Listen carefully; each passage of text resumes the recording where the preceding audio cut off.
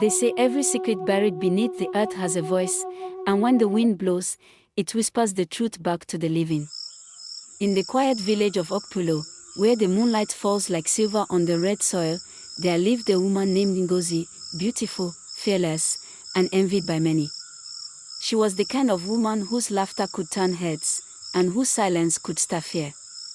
But one night, as the rain danced and thunder cracked the sky, Ngozi's laughter vanished, and the ground she once walked upon became her judge. This is the story of how a woman, blinded by lies, ended up digging her own grave, not with a shovel, but with her deceit. Ngozi was the wife of a wealthy palm wine tapper, Obinna. Together, they lived in a fine compound at the edge of the forest. People often said, Obinna's luck is his wife's charm. But what they didn't know was that behind Ngozi's charming smile hid a serpent's cunning. Every market day, she adorned herself in bright wrappers, pretending to be the perfect wife. But when Obinna left for the forest, Ngozi entertained Emeka, his best friend. It started as a secret, but secrets, like smoke, always find a way to rise. One evening, Ngozi visited an old seer, Mama Uduak, seeking a charm to keep her husband blind to her sins. "Are you sure you want this?" the old woman asked, staring deep into her eyes. Ngozi smiled. "As long as he never finds out." Mama Uduak sighed and gave her a small clay pot. "You must bury this at midnight under the big Iroko tree.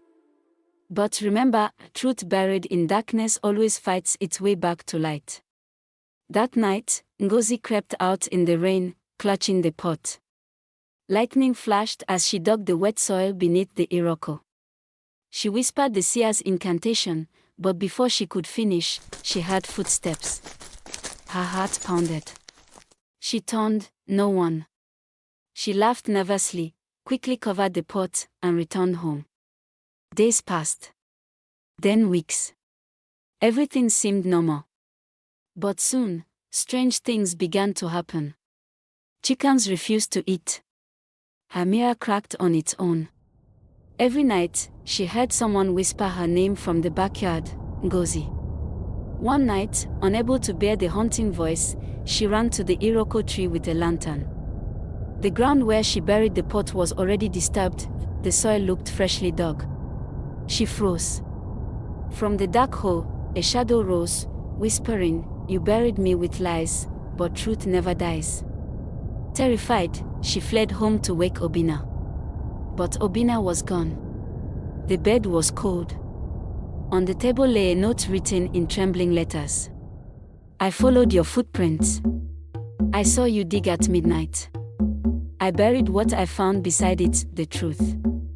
At dawn, the villagers found Ngozi's footprints leading to the Iroko tree, and then disappearing into the hole she had once dug. Only her wrapper remained, fluttering in the morning wind. Some say she ran away. Others swear the ground swallowed her. But when the moon is full and the wind sighs through the Iroko leaves, people say you can still hear her crying, the woman who dug her own grave.